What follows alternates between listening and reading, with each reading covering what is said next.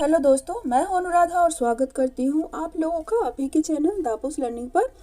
आज के वीडियो में हम क्लास 11 आरोह के काव्य खंड का तीसरा चैप्टर है पथिक, उसी का पहला एमसीक्यू है।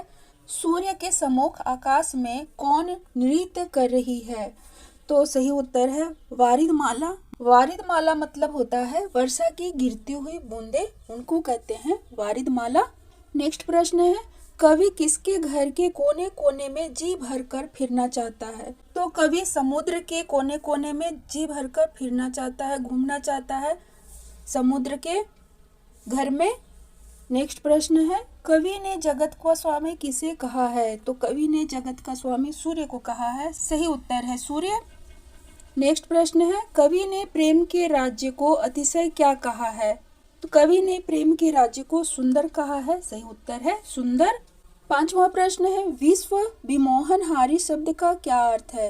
तो विश्व विमोहनहारी का मतलब है संसार को मुग्ध करने वाली, सही उत्तर है ये संसार को मुग्ध करने वाली। द होगा यहाँ पे, द है, तो इस तरह से ठीक करते चलिए। नेक्स्ट प्रश्न है, रत्नाकर क्या करता है? तो रत्नाकर गर्जन लाता है, सही उत्तर है बी गर्जन लाता है। सातवां प्रश्न, निकल रहा है जल निधि तल पर में, जल निधि का क्या अर्थ है? तो जल की निधि इसका मतलब है समुद्र, सही उत्तर है बी। आठवां प्रश्न है, लक्ष्मी की सवारी लाने के लिए समुद्र ने कैसी सड़क बनाई है? तो सोने की सड़क बनाई है, सही उत्तर है बी सोने की। नौवां प्रश्न है, कैसी मधुर मनोहर उज्जवल है यह प्रेम कहानी? कवि किसकी प्रेम कहानी को मधुर मनोहर उज्जवल बता रहा है? तो प्रकृति की प्रेम कहानी को कवि उज्जवल बता रहा है, सही उत्तर है बी प्रकृति की प्रेम कहानी को। 10वां प्रश्न है, कवि को किस चीज का संग्रह करने की विशेष रुचि थी? तो कवि को लोकगीतों का संग्रह करने की विशेष रुचि थी, सही उत्तर है सी लोकगीतों का। नेक्स्ट प्रश्न है, कवि का स्वभाव कैसा है? तो कवि का स्वभाव है भ्रमणशील, वह घूमता फिरता रहना चाहता है।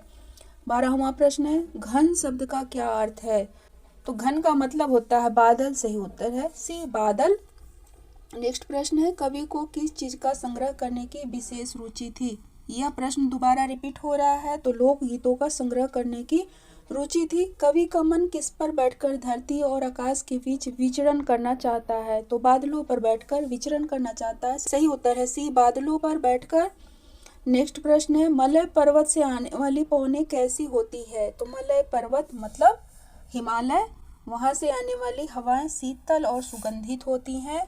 16वां प्रश्न है, तारे आसमान में बिखर कर क्या करते हैं? तो तारे आसमान में बिखर कर अद्भुत दृश्य बनाते हैं, सही उत्तर है डी अद्भुत दृश्य बनाते हैं। नेक्स्ट प्रश्न, कवि की आंखों से कब अश्रुधारा प्रवाहित होने लगती है? तो कवि की आंखों से भाव विह्वल होने पर अश्रुधारा प्रवाहित होती है, आंसू निकलने लगता है भाव विह्वल होने पर। 18वां प्रश्न है और अंतिम प्रश्न है इस चैप्टर का, सूर्य की अधूरी परछाई कवि को कैसी प्रतीत होती है? तो लक्ष्मी के मंदिर की तरह उसे प्रतीत होता है सूर्य की अधूरी परछाई, सही उत्तर है सी लक्ष्मी के मंदिर की तरह।